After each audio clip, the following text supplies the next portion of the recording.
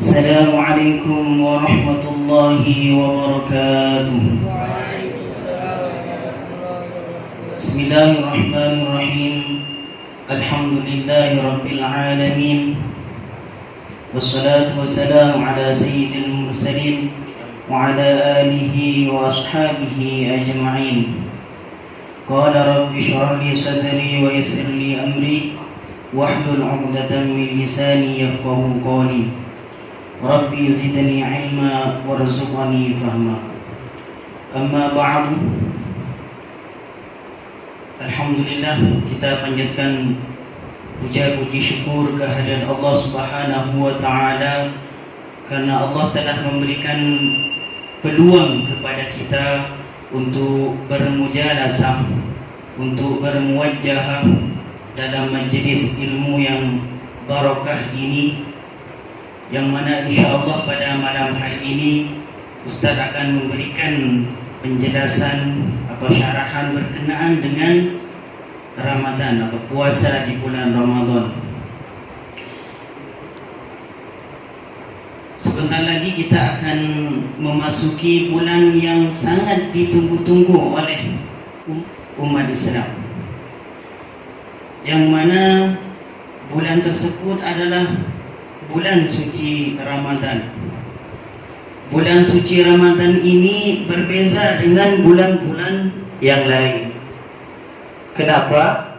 Karena bulan suci Ramadan banyak keberkahan, banyak pahala, dan banyak rahmat yang oleh Allah diturunkan di bulan Ramadan. Dan untuk pembahasan berkenaan dengan Ramadan, Ustaz akan bacakan ayat yang berada dalam surah Al-Baqarah. A'udzu billahi minasyaitonir rajim. Bismillahirrahmanirrahim. Ya ayyuhalladzina amanu kutiba 'alaikumus syiyam kama kutiba 'alal ladzina min qablikum كما كتب على الذين من قبلكم لعلكم تتقون. Yang bermaksud, hai orang-orang yang beriman, diwajibkan atas kamu berpuasa sebagaimana diwajibkan atas orang-orang sebelummu agar kamu bertakwa. Jadi dalam ayat ini Allah memerintahkan kepada umat Islam, kepada orang yang beriman untuk berpuasa di bulan Ramadan. Sini ada kata asyam. Asyam, puasa ini dalam bahasa Arab ada dua kata. Ada yang menggunakan asyam, ada yang menggunakan as-shaum. Dari fi'il madhi shoma yasumu sauman atau siyaman. Jadi dalam Al-Quran dua kata ini Allah semuanya gunakan. Yang ayat yang Ustaz baca tadi, ya ayyuhalladzina amanu kutiba 'alaikumus syiyam, Allah guna kata syiyam. Ada tak dalam Al-Quran Allah menggunakan kata yang kedua, kata yang berbeza, as-saum? Ada tak? Ada tak? Nah, ada tak? Ayo. Hah? Ada? Ada tak ada? Ada. Yang jawab ada itu tolong bacakan mana?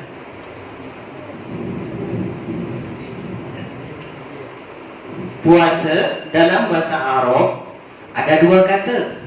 Allah kadang ada menggunakan kata as-syiyam, ada yang menggunakan kata as-shaum. Dua kata ini oleh Allah digunakan memang dalam Al-Quran.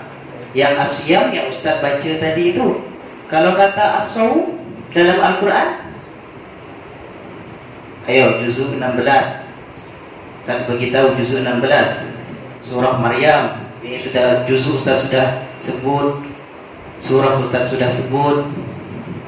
Juzuk 16 surah Maryam.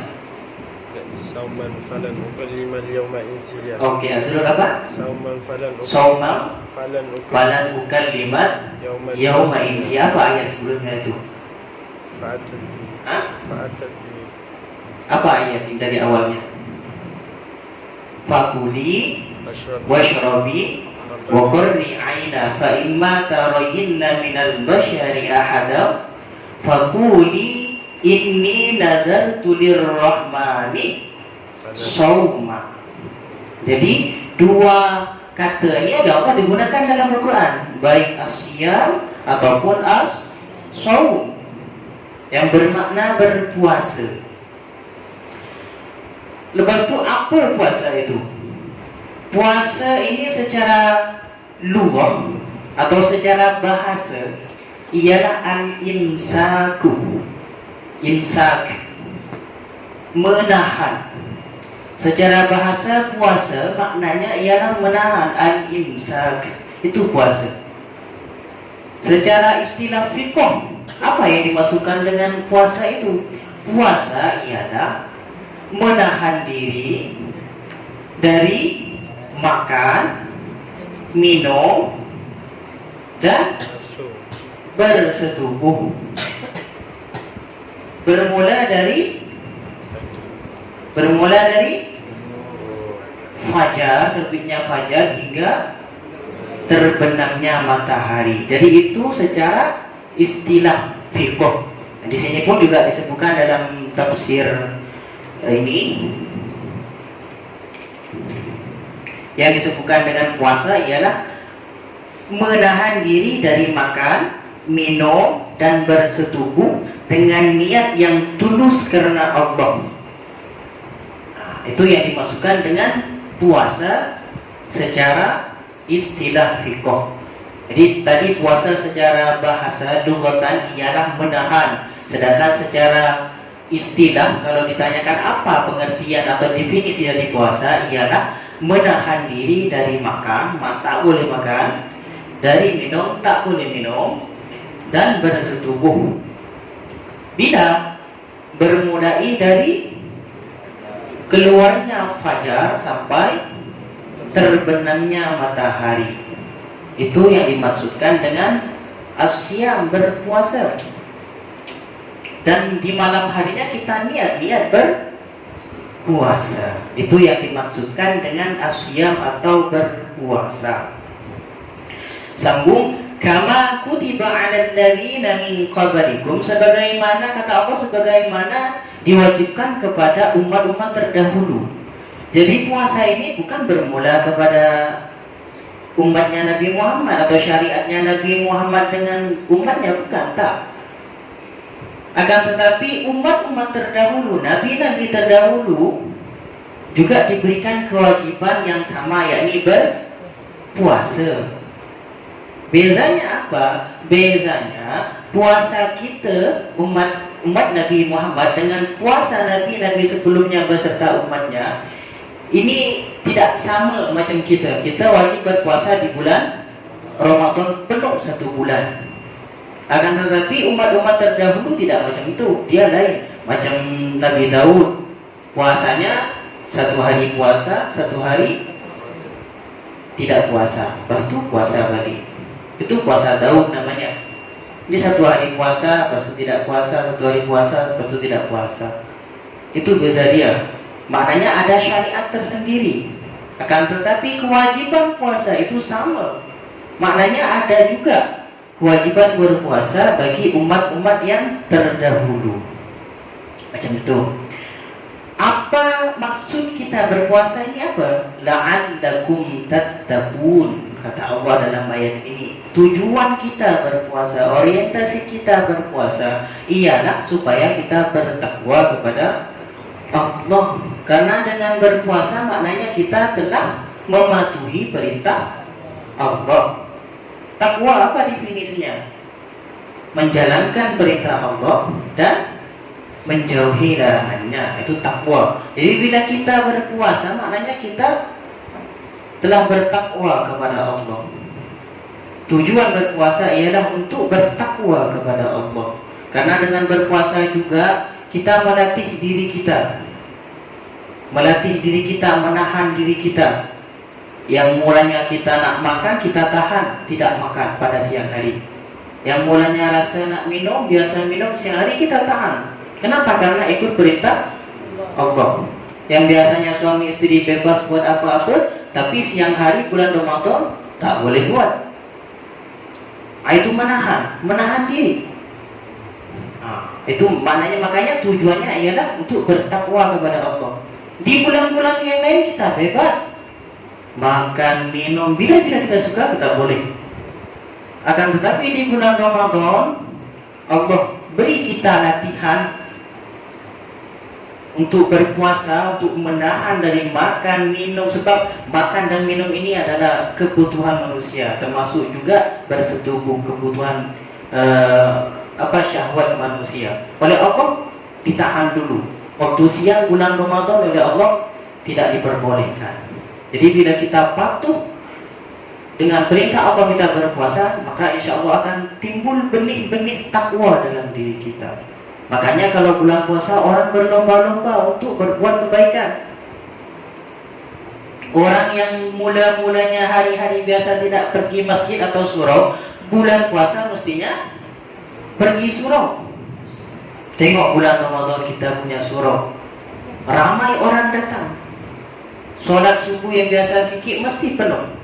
Apalagi masjid-masjid. Kenapa? Macam ada ketertarikan, ada daya tarik bila bulan Ramadan orang nak dekatkan diri kepada Allah. Secara automatically bila dah bulan Ramadan, mesti orang serasa dirinya tertarik nak mendekatkan diri kepada Allah dengan datang ke surau. Ada yang iktikaf, ada yang buat solat, ada yang baca Al-Quran, ada yang bagi makanan untuk buka puasa. Itu makanya dalam ayat ini la'allakum tattaqun, supaya kita bertakwa. Tujuan daripada Allah memberikan syariat puasa kepada umat Nabi Muhammad kita, umat Islam, ialah la'allakum tattaqun, supaya kita sekalian ini, kalian sini semuanya mendapatkan benih-benih takwa dalam hati kita. Itu tujuannya. Sambung ayatnya, ayyaman ma'dudat. Bila diwajibkan berpuasa itu ayyaman ma'dudat, ialah hari-hari yang tertentu. Maknanya di bulan Ramadan, hari-hari di bulan Ramadan. Sama ada 29 hari atau 30 hari. Jadi itu yang diwajibkan oleh Allah berpuasa. Faman kana minkum maridan aw ala safarin fa'iddatun min ayyamin ukhra. Bermaksud, maka barang siapa di antara kalian maridan, sakit, aw ala safarin atau safar, tengah dalam perjalanan, fa'iddatun min ayyamin ukhra, maka boleh mengganti atau mengulangi di hari-hari yang lain. Jadi meskipun di bulan Ramadan umat Islam diwajibkan untuk berpuasa, tapi ada beberapa golongan yang oleh Allah diberikan rukhsah atau keringanan. Diberikan rukhsah, tidak, agama Islam ini tidak memaksa. Agama Islam tidak memaksa. Maknanya bila Allah memberikan syariat atau kewajiban, contoh berpuasa di bulan Ramadan, ada beberapa orang atau golongan yang oleh Allah diperbolehkan tidak berpuasa. Di antaranya maridun, orang yang sakit. Jadi orang yang sakit, yang tidak kuat untuk berpuasa, lemah tubuhnya disebabkan karena demam ke sakit dan lain-lain, maka boleh tidak berpuasa. Lagi, au ada safarin, atau orang yang safar, perjalanan jauh. Dia perjalanan jauh, serasa letih, penat, rasa tak kuat nak berpuasa, boleh berbuka.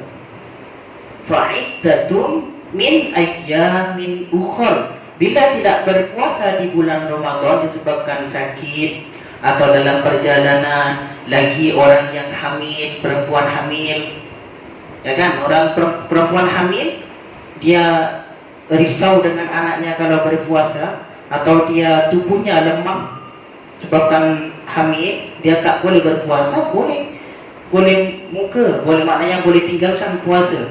Atau orang yang menyusui. Orang menyusui bila biasa kalau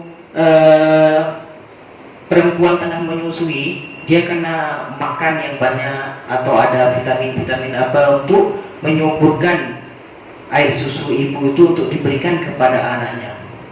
Bila berpuasa mungkin benda itu akan mengganggu, makanya diperbolehkan bagi orang yang hamil atau menyusui tidak berpuasa. Macam mana solusinya? Fa'iddatum min ayyamin ukhor, maka diqadha atau diganti puasa yang bulan Ramadan ditinggalkan itu, puasa di bulan-bulan yang lain. Seperti itu. Tapi ada ada beberapa aturan juga, macam untuk yang perempuan hamil atau menyusui, bila dia risau kepada anaknya atau risau kepada dirinya sendiri, dia ada aturan sendiri. Kalau risau kepada anaknya, dia wajib qadha, mengganti puasa di hari-hari bulan yang lain, dan wajib fidyah. Kalau dia risau dengan dirinya sendiri, atau dia risau dengan dirinya sendiri dan anaknya, maka dia diwajibkan untuk qadha saja, mengganti saja. Jadi Ustaz ulangi lagi, perempuan hamil atau perempuan yang tengah menyusui, bila dia tidak berpuasa di bulan Ramadan disebabkan risau kepada anaknya. Risau kepada anaknya maksudnya dia kalau berpuasa takut kandungannya terganggu. Dokter cakap, kamu jangan puasa, nanti anak kamu lemah atau anak kamu tak boleh makan. Baby dalam perut ibu itu makan, bukan tidak makan. Jadi dokter cakap kamu tak payah puasa dulu. Dokter cakap macam itu, maknanya risau dengan anaknya, bukan dengan dirinya. Maknanya dirinya kuat. Perempuan itu kuat kalau anak berpuasa, tapi dokter cakap anaknya takut tak sihat. Maknanya risau kepada anaknya sahaja. Atau orang yang menyusui, dokter cakap kamu jangan puasa dulu, takut kalau puasa nanti air susunya tidak subur, anaknya nanti tidak sehat. Maknanya risau kepada babynya. Kalau risau kepada babynya, maka diwajibkan qadha atau mengganti di hari-hari yang lain, dan juga wajib fidyah. Ingat, wajib fidyah. Tapi kalau risau kepada dirinya, maknanya orang yang hamil itu memang tubuhnya tengah letih, penat, sebabkan hamil atau menyusui, penat. Maknanya memang dia sendiri tak boleh nak berpuasa, maka dia cuma wajib qadha saja tanpa fidyah. Paham? Ini kenapa Ustaz jelaskan kepada pelajar-pelajar laki-laki. Nantinya pelajar laki-laki ini akan ada istri insyaAllah, atau maknya di rumah tengah hamil. Nanti maknya tanya dengan siapa? Tanya dengan anaknya, sebab anaknya duduk di madrasah. Makanya Ustaz jelaskan yang berkenaan ini. Paham? Oke, macam tu. Wa 'alal ladzina yutiqunahu fidyatun ta'amu miskin. Dan bagi orang-orang yang dia sudah tidak mampu berpuasa, contohnya sudah tua juga, orang yang sudah tua kan tidak mampu berpuasa, dan juga yang Ustaz cakap tadi itu, fidyatun ta'amu miskin, wajib membayar fidyah. Apa fidyahnya? Ta'amu miskin, memberikan makan orang miskin. Fidyah ini memberikan makan orang miskin satu hari satu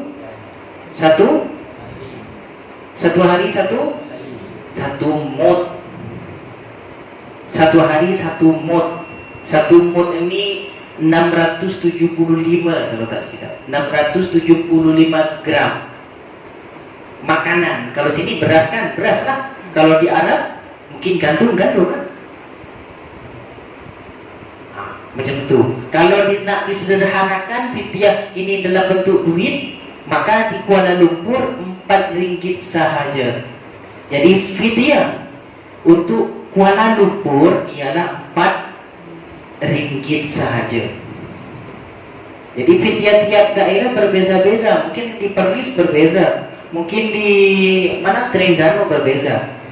Sebab fidyah ini ialah memberi makan kepada orang miskin makanan yang biasa dimakan. Kalau di sini beras kan, harga beras Kuala Lumpur mungkin berbeza dengan harga beras di negeri-negeri yang lain.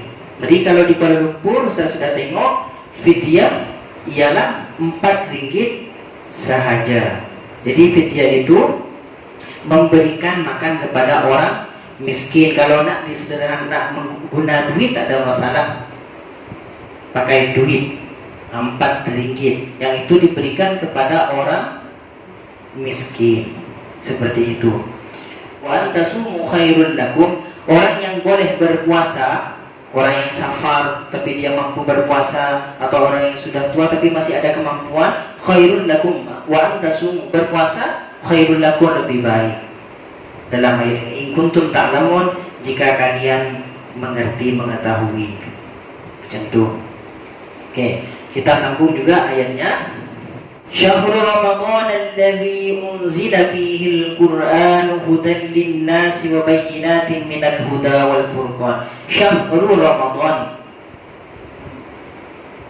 Beberapa hari yang ditentukan itu ialah Syahrul Ramadan, bulan Ramadan. Dari ayat sebelumnya, ayyam ma'dudat, wajib berpuasa di hari-hari tertentu. Bila Syahrul Ramadan, Syahrul Ramadan ialah di bulan Ramadan. Ramadan, kenapa dinamakan Ramadan? Makna Ramadan ialah panas. Jadi orang-orang Arab dulu kalau nak bagi nama suatu bulan, biasanya tengok kepada keadaannya. Jadi bulan Ramadan ini dulu pada masa orang-orang Arab dulu selalu berlaku atau terjadi dalam suasana yang panas. Makanya dinamakan Ramadan. Ramadan ini maknanya panas. Makanya dinamakan dengan Ramadan ditambah alif nun. Ramadan ziyadah alif nun, asalnya Ramadan, mana panas atau membakar. Ada ulama cakap kenapa dinamakan Ramadan? Karena bulan Ramadan membakar dosa-dosa kita. Ulama cakap macam itu. Alladzi unzila fihi al-Qur'an, yang mana di bulan Ramadan itu telah diturunkan kitab suci Al-Qur'an. Jadi Al-Qur'an diturunkan pada bulan Ramadan. Bila diturunkan, tanggal berapa di bulan Ramadan? Kalau kita tengok ayat-ayatnya kan, inna anzalnahu fi lailatul qadar, itu lailatul qadar. Al-Quran diturunkan pada malam Lailatul Qadar. Tapi ada juga inna anzalnahu fi lailatin mubarakah. Ada orang cakap Lailatul Qadar, ada orang cakap juga nuzulul Quran. Biasa nuzulul Quran tanggal berapa? Berapa? 17. Maknanya Al-Quran diturunkan pada tanggal 17. Tapi inna anzalnahu fi lailatul qadar, saya telah turunkan Al-Quran di malam Lailatul Qadar. Lailatul Qadar malam berapa? 10 akhir dari bulan Ramadan. So macam mana? Apa beza nuzulul Quran dengan Lailatul Qadar? Nuzulul Quran cakap tadi tanggal 17 Ramadan yang biasa kita ikuti lah. Lailatul Qadar 10 di hari-hari ganjil pada 10 malam terakhir dari bulan Ramadan. Tapi Al-Quran juga itu di Lailatul Qadar. Macam mana? Apa beza nuzulul Quran dengan Lailatul Qadar? Ayo jawab. Apa beza nuzulul Quran dengan Lailatul Qadar? Soalan ini biasa kalian akan jumpai di masyarakat. Boleh jadi mak kalian tanya dengan kalian, Boleh jadi kawan kalian tanya dengan kalian, so kalian kena paham. Apa beza nuzul Quran dengan Lailatul Qadar? Nuzul Quran diturunkannya Al-Quran, ya kan? Lailatul Qadar, Al-Quran juga diturunkan pada malam Lailatul Qadar. So mana yang benar nih? Apa bezanya? Malam Lailatul Qadar Allah turunkan Quran sekaligus. Malam Lailatul Qadar Allah turunkan Al-Quran secara sekaligus. Di mana tuh? Mekah. Hah? Mekah. Oke. Yang lain? Kalau nuzul Quran? Allah turunkan sedikit-sedikit. Kalau nuzul Quran Allah menurunkan Al-Quran secara Sedikit. sikit-sikit. Di mana tuh? Hah? Mekah. Di Mekah juga? Gua Hira. Hah? Gua Hira. Gua Hira. Oke. Yang lain? Yang lain?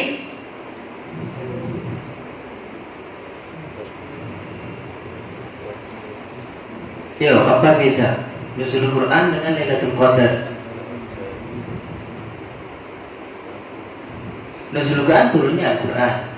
Lailatul Qadar Allah turunkan Al-Quran pada malam Lailatul Qadar. Ayo, apa beza? Dari jawaban Azrul tadi ada sedikit benarnya, ada betulnya, ada salahnya juga.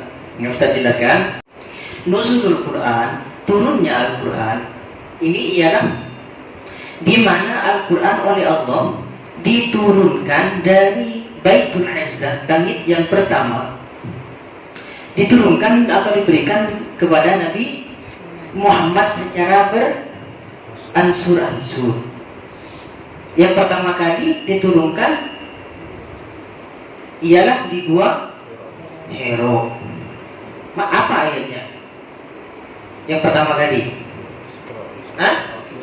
Iqra bismi rabbikal ladzi khalaq, khalaqal insana min 'alaq, iqra wa rabbukal akram, alladzi 'allama bil qalam, 'allamal insana ma lam ya'lam. 5 ayat dari surah Al-Alaq. Bukan surah Iqra ya, surah Al-Alaq. Jadi 5 ayat dari surah Al-Alaq inilah yang diturunkan pertama kali kepada Nabi Muhammad oleh Allah. Dari mana? Dari Baitul Izzah, langit yang pertama, ke Nabi Muhammad, yang mana itu Nabi Muhammad tengah berada di Gua Hira. Itu yang dinamakan nuzulul Quran, turunnya Al-Quran, yang menurut sebagian ulama berlaku pada 17 Ramadan. Tapi banyak pendapat ulama, tapi yang biasa kita ikuti itulah yang kita biasa ikuti. Tapi paham kan ini maksud nuzul Quran kan? Oke. Sekarang macam mana pula turunkan Al-Quran? Inna anzalnahu fi lailatul qadar. Saya telah turunkan hu itu Al-Quran. Inna anzalnahu, hu itu Al-Quran, fi lailatul qadri, pada malam Lailatul Qadar. Yang dimaksud di sini ialah Allah menurunkan Al-Quran secara keseluruhan dari Lauh Mahfuz ke Baitul Izzah, langit yang pertama, namanya Baitul Izzah. Jadi yang dimasukkan dalam Al-Quran, Inna anzalnahu fi lailatul qadar, saya telah turunkan Al-Quran pada malam Lailatul Qadar, kata Allah. Itu yang dimaksud ialah Allah menurunkan Al-Quran dari Lauh Mahfuz ke langit yang pertama Baitul Izzah secara keseluruhan 30 juzuk.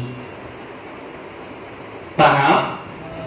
Itu beza dia antara nuzulul Quran dengan turunkan Al-Quran pada malam Lailatul Qadar. Macam itu. Paham kan? Ini biasa orang akan tanya dengan kita, so kena tahu apa beza dia. Nuzulul Quran, turunnya Al-Quran. Allah cakap Al-Quran juga diturunkan pada malam Lailatul Qadar. Apa bezanya? Kalau nuzulul Quran ialah turunnya Al-Quran dari Baitul Izzah, diberikan kepada Nabi Muhammad yang berupa 5 ayat dari surah Al-Alaq yang berada di Gua Hira. Kalau Inna anzalnahu fi lailatul qadar, Allah turunkan Al-Quran pada malam Lailatul Qadar, yang dimaksudkan di sana ialah Allah turunkan Al-Quran dari Lauh Mahfuz ke Baitul Izzah secara keseluruhan. Paham? Oke, macam itu. Jadi Al-Quran juga diturunkan di bulan Ramadan.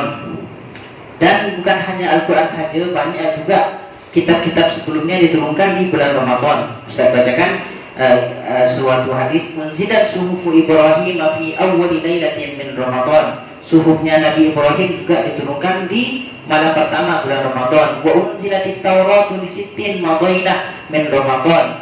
Kitab Taurat pun juga macam itu. Wal Injilu li salasa asyratin khalat min Ramadan. Kitab Injil pun juga macam itu di bulan Ramadan juga, ada termasuk Al-Quran di bulan Ramadan. Hudan linnasi wa bayyinatin minal huda wal furqan, yang mana Al-Quran itu ialah sebagai petunjuk kepada manusia. Wa bayyinatin minal huda wal furqan, dan penjelasan daripada petunjuk wal furqan dan pembeda. Jadi Al-Quran itu adalah pedoman, petunjuk bagi kita.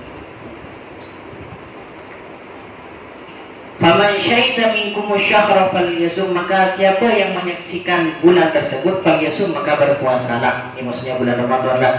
Wa man kana maridan aw ala safarin fa'iddatun min ayyamin ukhra. Allah tegaskan balik, siapa yang sakit atau dalam perjalanan maka boleh mengganti di hari-hari lain di selain bulan Ramadan. Yuridullahu bikumul yusra wa la yuridu bikumul usra. Allah menghendaki kepada kita itu al-yusra, kemudahan, wala yuridu bikumul usra, dan Allah tidak menghendaki kesusahan. Jadi agama Islam itu senang. Agama Islam itu agama yang senang, tidak membuat susah. Dalam hadis Nabi pun juga disebutkan yassiru wala tu'assiru. Yassiru, bagilah mudah, wala tu'assiru, dan jangan bersulit. Jadi Islam senang je, dia tidak sulit. Orang solat kena wajib berdiri, tapi kalau tidak boleh berdiri boleh solat duduk. Kalau tidak boleh solat duduk boleh berbaring. Jadi Allah menghendaki yang senang-senang dalam agama Islam ini. Seperti itu. Nabi cakap juga, bu'istu bil hanifiyyatis samha. Aku diutus dengan membawa agama tauhid yang ramah. Walitukmilul iddata walitukabbirullaha ala ma hadakum wa la'allakum tashkurun. Oke, kita lewati ayat ini. Lepas itu kita sambung lagi. Wa idza sa'alaka 'ibadi 'anni fa inni qarib. Ayat ini pun kita lewati juga, masuk kepada ayat selanjutnya. Ini juga berkenaan dengan puasa. Uhilla lakum lailatas syiyamir rafathu ila nisaikum.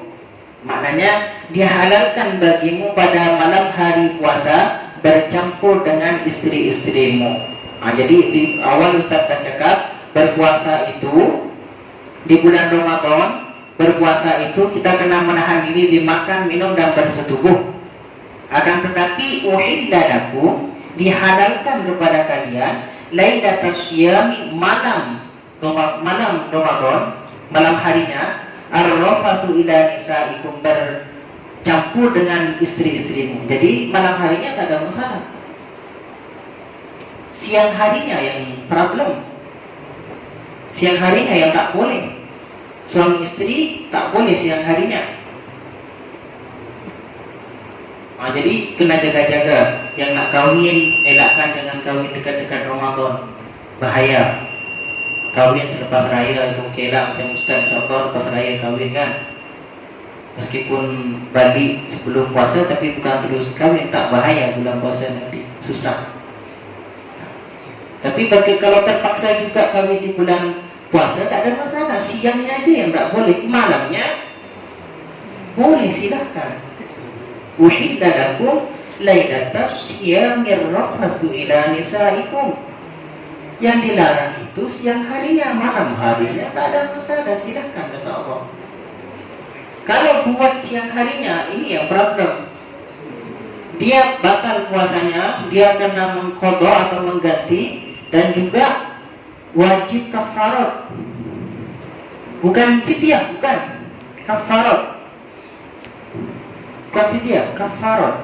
Jadi orang yang batal puasa di bulan Ramadan disebabkan karena bersetubuh suami istri, maka wajib mengganti puasa di hari lain, dan juga wajib kafarah, membayar kafarah. Apa kafarahnya? Memerdekakan budak, membebaskan budak. Dulu ada budak kan, jadi kalau ada budak dibebaskan dari tuannya. Macam mana? Bayarlah. Dulu ada budak, sekarang tak ada budak. Apa kalau tak boleh? Kalau tak boleh maka fasiyam syahraini mutatabi'ain. Maka puasa 2 bulan syahraini mutatabi'ain secara berturut-turut. Bukan senang ini. Jadi siapa yang tak boleh memerdekakan budak, ini kena berurutan ya. Pertama wajib kafarah dengan cara memerdekakan budak. Sekarang tak ada budak, maknanya kita tak boleh buat. So, apa pilihan yang kedua? Fasyamu syahraini mutatabi'aini. Ialah berpuasa 2 bulan berturut-turut selain bulan Ramadan. Berturut-turut, tak boleh ada sekat-sekat, tak boleh. Contoh sudah dapat 30 hari, lepas tu sudah dapat 40 hari, lepas tu sakit, tak puasa, kena ulang balik. Sebab syaratnya fasyamu syahraini mutatabi'aini. Jadi kafarahnya bukan senang. Puasa 2 bulan. 2 bulan berapa hari? 60 hari. 60 hari kena berpuasa. Kalau tak boleh baru yang terakhir memberikan makan kepada siti dan miskinah, kepada 60 orang miskin. Tapi ingat, ini pilihan ini kita tak boleh lompat-lompat. Maknanya apa? Contoh ada orang kaya kan, lepas tu bulan Ramadan tak boleh tahan, sebab mungkin orang kaya biasa akan beristri 2-3 kan. So pada hari itu dia balik pada istri muda, kebetulan istri mudanya cantik. Pada bulan Ramadan siang hari tak boleh tahan, buang. Contoh dia orang kaya. Lepas tu dia cakap, wah senang je, saya duit banyak nak bagi makan dengan 60 siti dan miskin, 60 miskin. Tak boleh.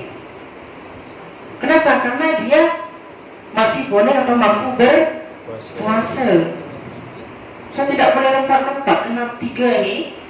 Jadi 3 ini, ketiga peringkat ini, yang pertama memerdekakan budak. Sekarang tak ada budak, maknanya kita tak boleh buat kan. So pilihan yang kedua ialah berpuasa 2 bulan berturut-turut. Baru kalau tak boleh, dia sudah tua, contoh dia sudah tua, tak mungkin berpuasa 2 bulan berturut-turut. Atau selepas bulan Ramadan ternyata dia jatuh sakit, contoh, tak boleh berpuasa.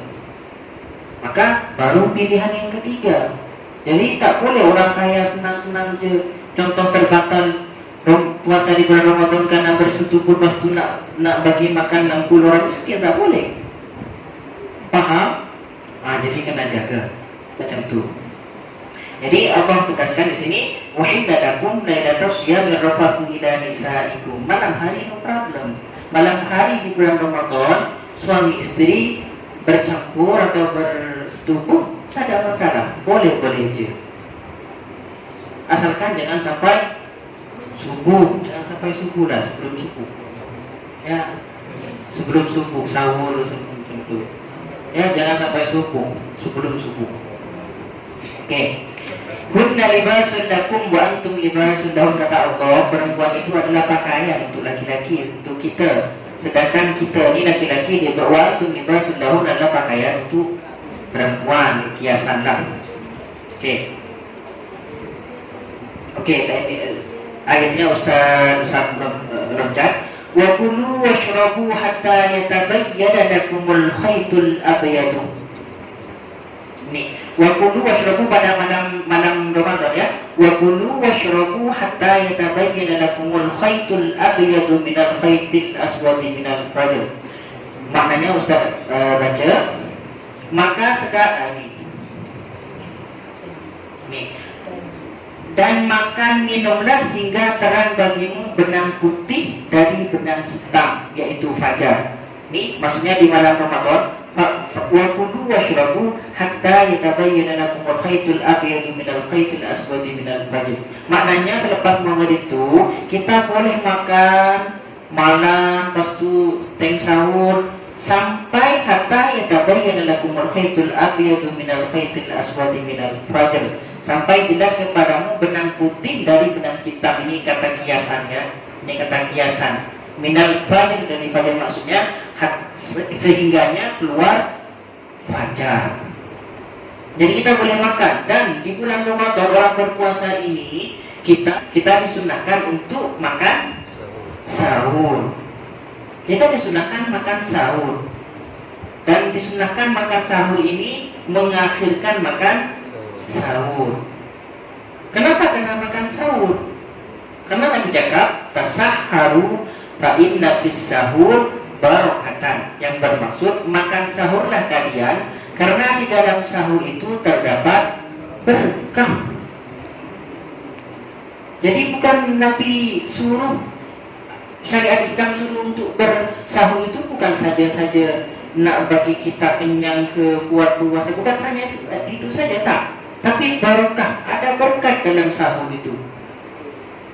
Jadi meskipun kita sebelum tidur pukul 12 atau pukul 1 malam makan dulu, tak nak sahur, tak nak bangun, malas nak bangun, tak boleh macam itu, karena sahur sunnah tapi tidak wajib. Sunnah sahur, makan sahur. Sahur ini yang disunahkan diakhirkan, maknanya sebelum subuh, sebelum fajar. Jadi sebelum fajar itu kita boleh makan sahur. Fajar. Jadi sebelum keluarnya fajar sotik kita boleh makan sahur, ya kan? Tapi kalau di Indonesia, di kampung Ustaz, dia ada imsak. Jadi biasanya kalau di bulan Ramadan itu di kampung Ustaz, orang akan cakap di surau-surau itu imsak macam itu. Makanya bagi perhatian. Biasanya kalau orang-orang awam itu bila cakap imsak, dia minum, dia muntahkan. Padahal tak macam itu sebetulnya. Imsak tu dia belum masuk waktu subuh lagi. Tak tahu di Malaysia ada atau saya tak ada pun. Ada. Itu sebetulnya waktu imsak tu dia bukan tidak boleh makan minum, boleh je. Sebab itu belum waktu subuh. Waktu subuh ini waktu fajar. Macam itu. Jadi kalau diibaratkan sebelum imsak itu ialah lampu hijau kita boleh makan. Imsak itu ialah lampu kuning untuk persiapan. Tapi masih boleh lagi, nak minum masih boleh lagi, tak ada masalah. Baru ketika sudah fajar, itu yang sudah lampu merah, maknanya kita dah tak boleh makan. Paham? Macam itu. Jadi kita makan sahur, karena di dalam makan sahur itu terdapat keberkatan, macam itu. Lepas itu buka puasa. Berbuka puasa ini kalau kita ikut kepada sunnah Nabi, ialah diawali dengan makan kurma, makan yang manis-manis. Tapi kalau Nabi contohkan ialah makan kurma. Nabi makan kurma apa? Kurma ajwa. Jadi sunnah kita buka puasa itu makan kurma ajwa. Kalau tak ada kurma ajwa, kurma-kurma yang lain pun boleh, sukari ke dan kurma-kurma yang lain. Sebab kalau kurma ajwa ni kita makan terlalu banyak kurma ajwa, ada dampaknya juga. Dampaknya apa? Kulit kita habis mani. Sebab kurma ajwa mahal. 1 kilo boleh RM80 atau sampai RM100, macam tu. Tapi janji meskipun tak ada kurma ajwa, boleh kurma-kurma yang lain. Contoh kalau langsung tak dapat kurma, maka air kosong, atau yang makanan-makanan yang manis-manis. Jadi itu yang disunahkan Nabi. Selepas makan tu, lepas tu pergi sholat maghrib dulu. Selepas sholat barulah makan makanan berat. Macam itu sunnah Nabi. Lepas tu amal amalan-amalan di bulan Ramadan yang biasa kena buat, amalan-amalan sunnah, contoh salat tarawih. Salat tarawih ini yang hukumnya sunnah. Berapa rakaat? Ada yang buat 8 rakaat, ada yang buat 20 rakaat. Mana yang suka ambil, mana-mana aja. Tak payah gaduh-gaduh, tak payah. Ada yang cakap 8, ada yang cakap 20, semua sama-sama betul. Jadi yang nak buat 8 sila buat 8. Mungkin buat 8 rakaat tapi ayatnya baca panjang sebelum pandemik lah, sebelum Covid. Dia baca 20 rakaat disebabkan mungkin nak khatam Al-Quran contohnya. Mana-mana boleh buat. Dan disyariatkan secara berjemaah. Disyariatkan secara berjemaah. Kalau contoh tak boleh berjemaah, nak buat sendiri tak ada masalah. Tapi disyariatkan untuk berjamaah. Salat sunat tarawih. Lepas tu sambung dengan witir. Witir bila-bila kita memang sunat. Hari-hari kita sunat solat witir. Apalagi baca Al-Quran, perbanyak baca Al-Quran, tadarus. Karena Nabi sendiri setiap pada bulan Ramadan, Nabi telaki baca Al-Quran dengan malaikat Jibril. Itu yang ketika bulan Ramadan orang-orang disunahkan untuk bertadarus. Okey, macam itu. Dan yang lain-lain. Dan juga bulan Ramadan ni kita tidak hanya menahan daripada makan, minum atau bersetubuh saja, tak. Puasa ini ada tingkatan-tingkatan dia. Ada puasa yang spesial, ada yang puasa yang biasa. Puasa yang sangat spesial ialah puasanya orang yang dia menahan lapar, menahan haus dan tidak bersetubuh, dan juga menahan seluruh anggota tubuh kita, menjaga seluruh anggota tubuh kita untuk berbuat maksiat. Elakkan untuk berbuat maksiat, menahan diri kita, semua anggota tubuh kita ditahan. Macam mana? Dielakkan daripada maksiat. Mulut kita dijaga, tidak cakap yang tipu-tipu, tidak ejek-ejek kawan, tidak bully-bully kawan. Telinga kita jaga tidak dengar fitnah, tidak dengar ghibah. Kita jaga mata kita jaga tidak tengok benda-benda yang dibenci oleh Allah, yang tidak halal, maknanya benda-benda yang maksiat. Dijaga. So bila bulan puasa ini sebetulnya latihan kepada diri kita untuk menahan benda-benda ini, benda-benda yang tak elok, perangai-perangai yang tak elok. Kenapa? Karena orang yang berpuasa cuma menahan lapar saja, menahan haus saja, menahan syahwat saja, tapi tetap cakap tipu, tak jaga mulut, tak jaga mata, tak jaga anggota tubuh kita dari maksiat, maka puasanya tidak dapat apa-apa. Maknanya puasanya sah. Selagi dia tidak melakukan hal yang membatalkan puasa, puasanya sah. Tapi pahalanya berkurang, tidak sempurna. Karena sudah cakap tipu, sudah maksiat, sudah ghibah dan lain-lain. Maka di bulan puasa adalah salah satu masa di mana kita melatih diri kita untuk berperangai yang baik. InsyaAllah kita berdoa bersama-sama. Allahumma barik lana fi Sya'ban wa ballighna Ramadan. Semoga Allah kita berkati fima baqiya min Sya'ban, hari-hari yang masih tersisa daripada Sya'ban ini, wa ballighna Ramadan, dan semoga Allah kita disampaikan pada bulan suci Ramadan, disampaikan dalam bulan suci Ramadan dalam keadaan sehat, dalam keadaan tubuh fisikal yang kuat, sehingga boleh melaksanakan ibadat bulan Ramadan dengan baik.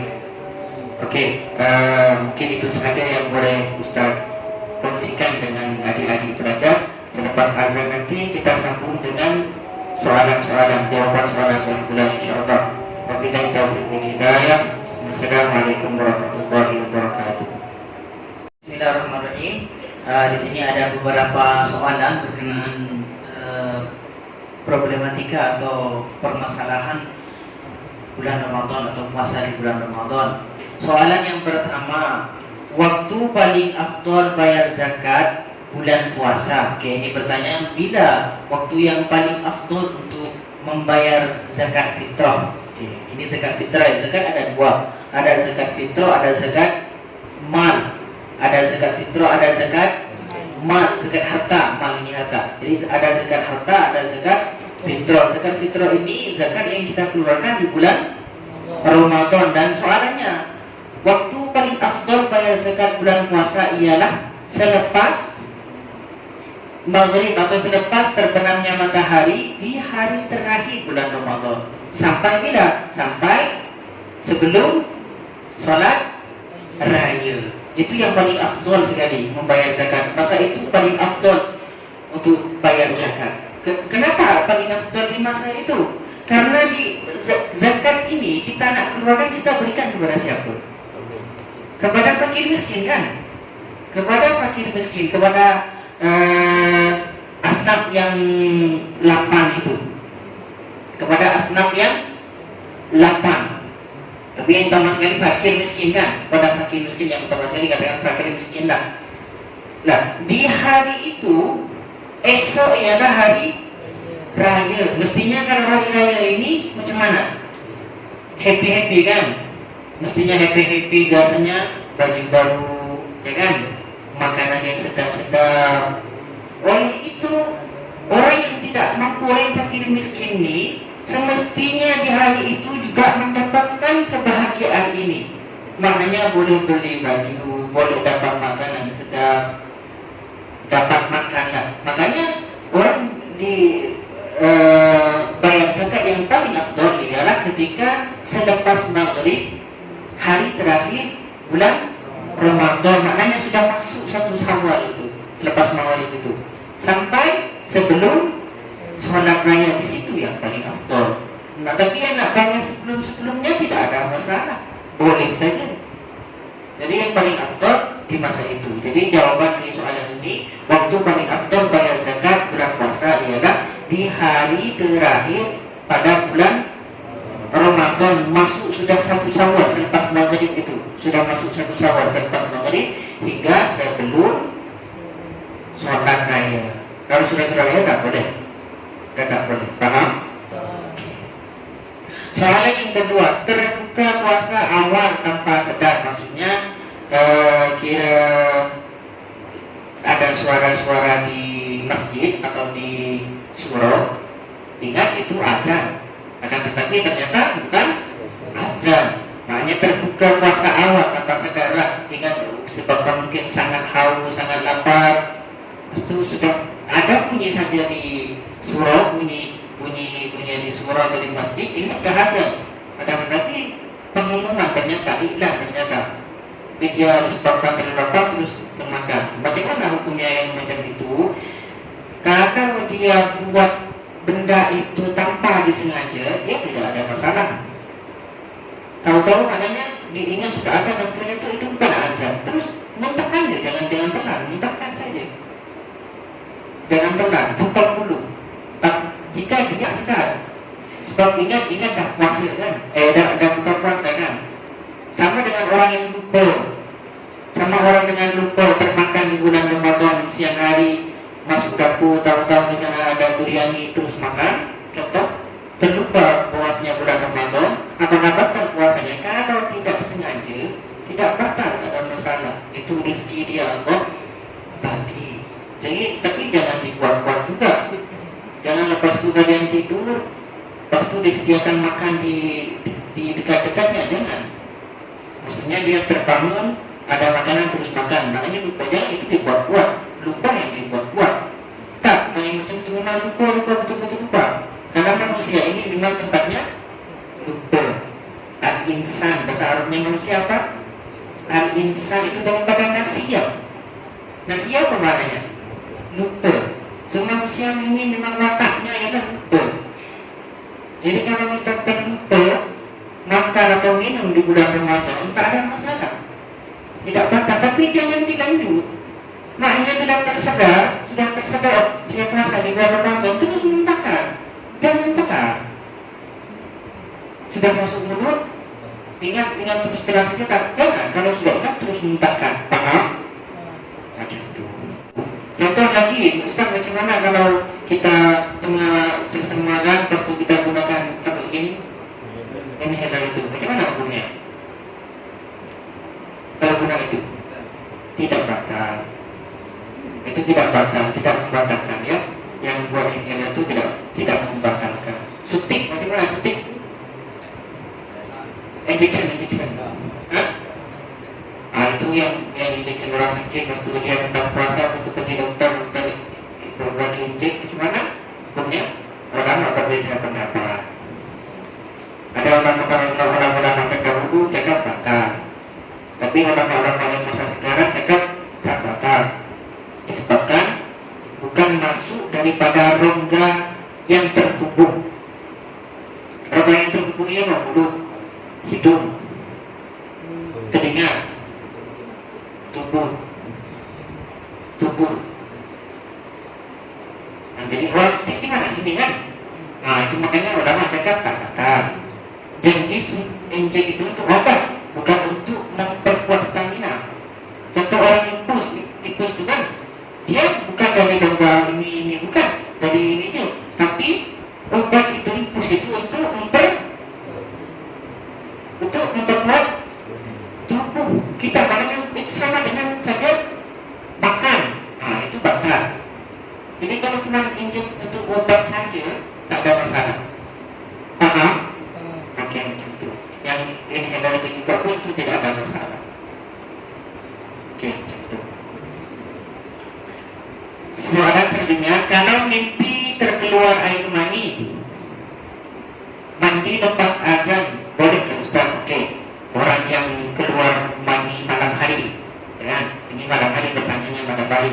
Ada orang malam hari terkeluar mimpi yang sedap-sedap, lepas keluar mani, lepas itu makan sahur dan tak sempat untuk mandi besar sebelum subuh. Mandinya selepas subuh, mandinya sudah masuk waktu subuh. Macam mana? Apakah batal puasanya atau sah puasanya? Puasanya tetap sah. Ya, puasanya tetap sah. Tidak ada masalah. Orang bersetubuh pada malam hari, suami istri bersetubuh pada malam hari, waktu dan sahur, dia makan sahur tak sempat mandi besar sebelum azan, dan masuk waktu azan baru nak mandi, tak ada masalah. Puasanya tetap sah. Paham? Jadi puasanya tetap sah. Kenapa sah? Karena suci daripada hadas besar itu bukan persyaratan sahnya puasa. Dia tidak masuk persyaratan sahnya puasa.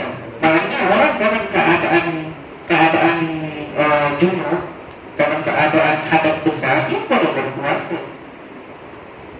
Puasanya maknanya tetap sah. Cumanya sebelum time subuh itu kan kita karena akan sholat subuh. Paham? Nah, itu.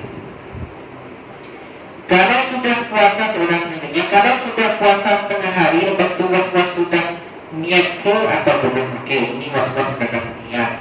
Niat ini adalah penting sangat. Niat ini adalah penting sangat. Semua ibadah karena diawali dengan niat. Makanya pada bulan Ramadan ini beza niatnya bulan Ramadan, puasa bulan Ramadan dengan puasa sunnah yang lain. Dengan puasa sunnah. Puasa wajib di bulan Ramadan niatnya wajib pada malam hari, makanya sebelum subuh. Kena ingat tuh, niat puasa wajib yakni di bulan Ramadan ialah dilakukan di waktu malam. Bila waktu malam ini selepas maghrib hingga sebelum subuh, itu tidak kena pasang niat. Kalau niat selepas subuh, makanya sudah azan atau niat pagi harinya, puasanya tak sah. Tapi tidak boleh makan, tetap kena imsak menghormati bulan Ramadan. Tapi puasanya tak sah, dia kena ganti lagi. Tapi tak boleh makan, menghormati bulan Ramadan. Paham? Diingat, niat puasa wajib, makanya puasa bulan Ramadan kena pasang niat pada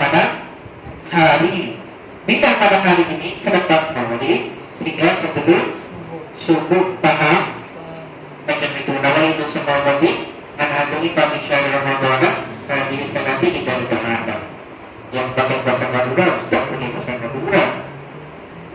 Yang kalau dalam bahasa bulan Ramadan itu yang bahasa kami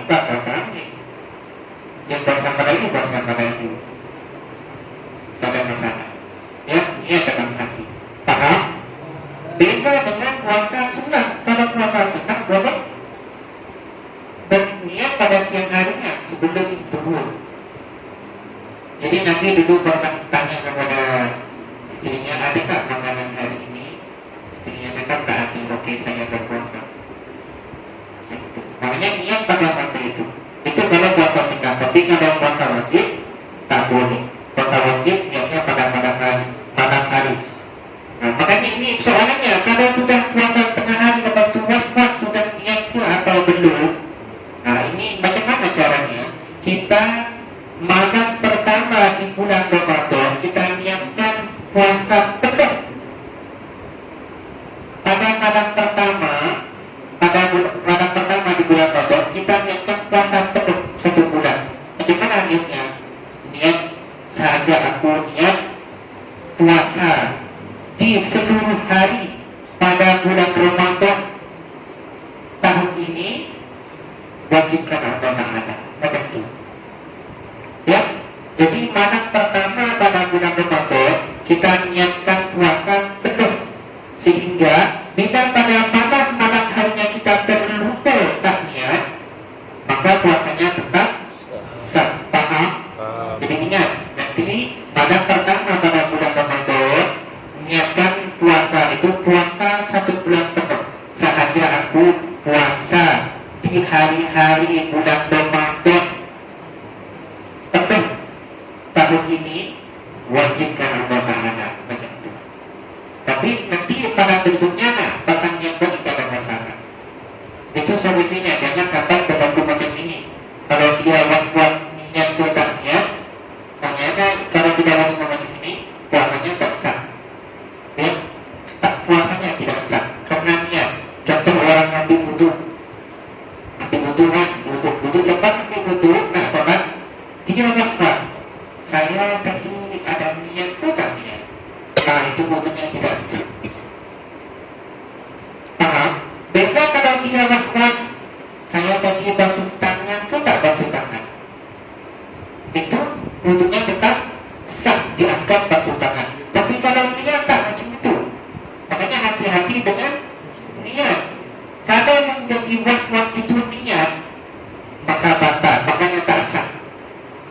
Baik untuk ke sholat, ke ibadah-ibadah yang lain termasuk puasa. Kalau dia was-was, saya puasa itu tak, saya pasang niat itu tak pasang niat, was-was, puasanya tak sah. Kecuali yang Ustaz cakap tadi, kecuali di mana pertama bulan Ramadan dia sudah niatkan puasa penuh di hari-hari bulan Ramadan pada tahun itu. Paham? Macam itu. Jadi ya, jangan sampai was-was berkenaan niat. Was-was berkenaan niat dapat merusak ibadah tersebut. Ibadah wudhu, selepas wudhu, habis wudhu, dia was-wasnya pasang niat itu tak pasang niat, batal. Buat anak tidak sah wudhunya. Tapi kalau dia was-was saya tadi basuh kaki kanan itu tak basuh, itu tak bermasalah, tetap dihukum sah. Sama dengan puasa. Paham? Nah, hati-hati dengan niat. Soalan selanjutnya, bersuci semasa berpuasa. Bersuci atau berpuasa kalau ikutkan kepada mazhab Syafi'i, bersuci atau berkumur-kumur disunahkan sebelum zuhur. Yang sebelum zuhur tetap sunnah.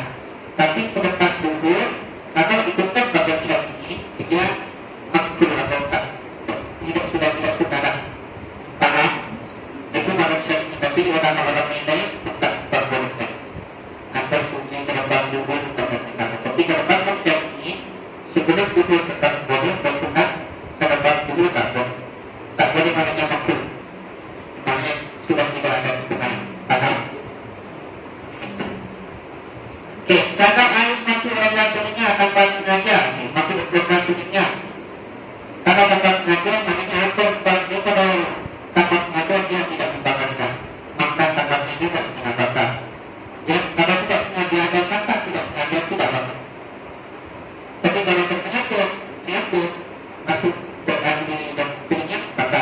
Tapi kalau cuma ini, Connect telinga. boleh tak? Boleh. Connect yang telinga. Boleh. Patah tak? Tak. Hah? Tak. Orang telinga yang tidak mendapatkan Kuasa. Nah,